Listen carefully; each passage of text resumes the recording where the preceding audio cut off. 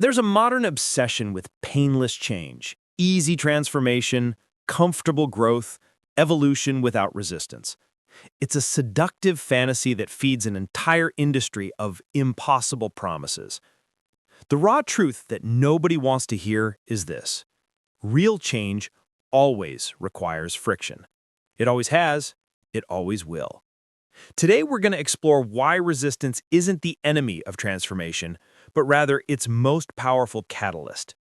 Think about basic physics. For a moving object to change direction, it needs to encounter an opposing force. For a stone to be cut into a diamond, it needs extreme pressure and heat. For a muscle to grow, it needs to be broken first.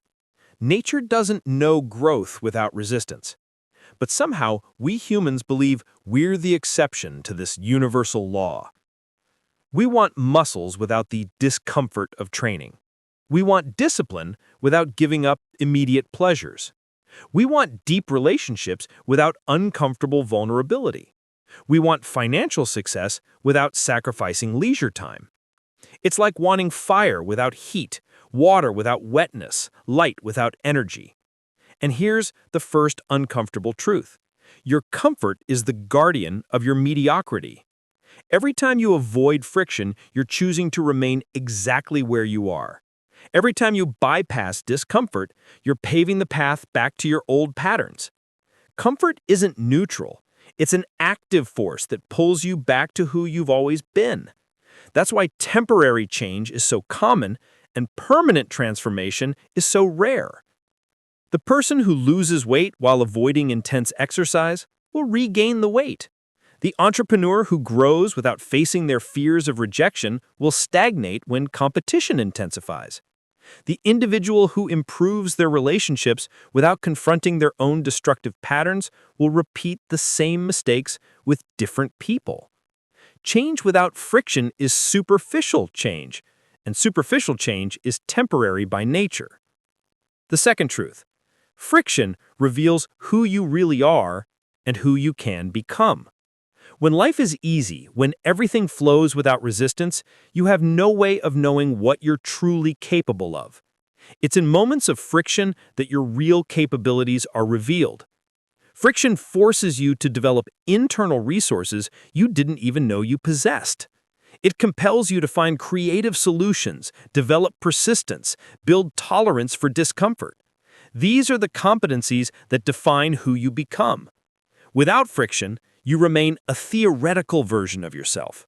With friction, you become a tested and proven version. And here's the most interesting paradox: the more you develop tolerance for friction, the less friction you feel. The first time you confront a fear, it's terrifying. The 10th time, it's just uncomfortable. The 100th time, it's almost natural. What hasn't changed is the external challenge. What's changed is your internal capacity to handle it. The friction doesn't disappear. You get stronger. The third truth: different types of change require different types of friction. If you want to change your body, the friction is physical: sore muscles, sweat, fatigue, controlled hunger. If you want to change your financial situation, the friction is behavioral: giving up unnecessary expenses, working when you'd rather rest, studying instead of entertaining yourself. If you want to change your relationships, the friction is emotional: difficult conversations, uncomfortable vulnerability, confronting destructive patterns, establishing healthy boundaries. If you want to change your mindset, the friction is psychological: questioning deep beliefs, tolerating uncertainty, resisting the impulse to return to old thoughts. Each area of growth has its specific type of discomfort, and you can't skip this step. You can only choose to face it consciously or be forced to face it when life decides for you. Here's how most people deal with friction. They try to minimize it. They look for the easiest path, the most comfortable solution, the method that promises results without effort. And when they inevitably encounter resistance, they interpret this as a sign they're doing something wrong. But it's exactly the opposite. Friction is the sign that you're doing something right. It's evidence that you're moving outside your comfort zone, which is where real change happens. The person who never feels resistance is never really changing. They're just rearranging furniture in the same room. So, how can you use friction to your advantage? First, change your relationship with discomfort. Instead of seeing it as something to be avoided, see it as evidence of growth.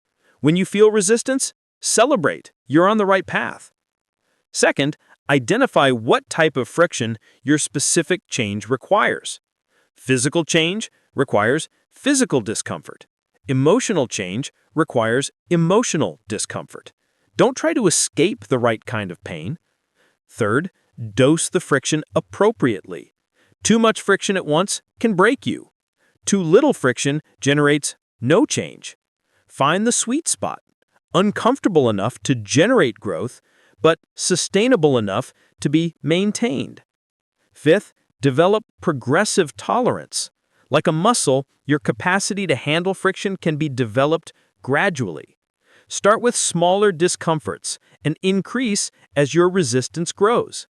Fifth, understand that friction is temporary, but the capabilities it develops are permanent. Today's discomfort becomes tomorrow's strength. The final truth is this: you can choose your friction or let life choose it for you. If you consciously avoid the friction necessary to grow, life will eventually force it on you through crises, losses, failures. It's better to choose your own discomfort than to have much worse discomfort imposed on you.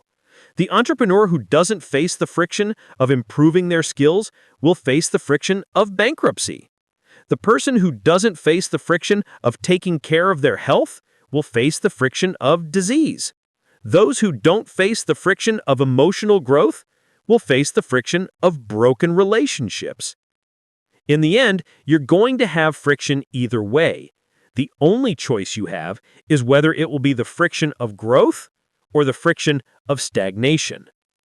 The friction of growth is intense but temporary and takes you to a better place. The friction of stagnation is chronic, hopeless, and keeps you exactly where you don't want to be. Real change isn't about eliminating friction, it's about choosing the right kind of friction. And the right kind of friction is the one that transforms you into someone capable of handling any friction life decides to send your way. There's an interesting phenomenon that happens with people who consciously embrace friction.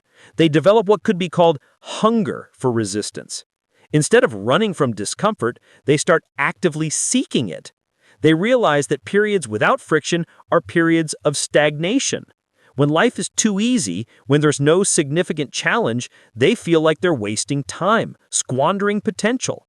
This is the mark of people who truly grow. They don't wait for life to force friction upon them, they create it deliberately.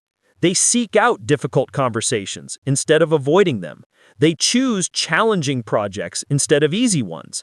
They set goals that regularly take them out of their comfort zone. They've understood the secret. Controlling friction is controlling growth. And here's the final irony. The more comfortable you become with discomfort, the more life seems to conspire in your favor. Not because challenges disappear, but because you develop the capacity to transform any obstacle into a growth opportunity. Friction stops being something that happens to you and becomes something you use strategically to shape yourself into the person you want to become. In the end, life doesn't ask if you want to grow. It just offers you friction and watches what you do with it.